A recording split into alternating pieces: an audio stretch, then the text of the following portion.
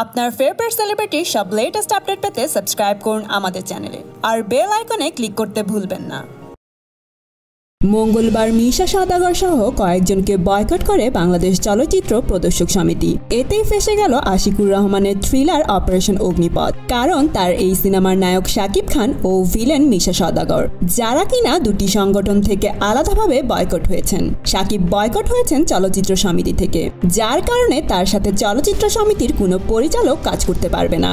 আর এতে করে অপারেশন অগ্নিপথের বাকি শুটিংয়ের কাজ পড়ে গেছে অনিশ্চয়তায়। আর অন্যদিকে মিশা, যার সিনেমা কিনা বয়কট করেছে হল মালিকরা, এতে করে অগ্নিপথ সিনেমাটিও মুক্তি নিয়ে হবে বিপত্তি। আর তাই এই সমস্ত কারণ নিয়ে বেশ চিন্তিত আশিকুর রহমান। তার সেই চিন্তা থেকে তিনি ফেসবুকে স্ট্যাটাসও দিয়েছেন, যেখানে তিনি তার এই সমস্যার কথা তুলে ধরেন এবং দাবি জানান এই সমস্যার জন্য একটি শান্তিপূর্ণ সমাধান হয়, যাতে করে এই ইন্ডাস্ট্রি সামনে এগিয়ে যেতে পারে। তো বন্ধুরা, এই ব্যাপারটি নিয়ে আপনাদের কি মতামত কমেন্ট করে জানিয়ে দিন।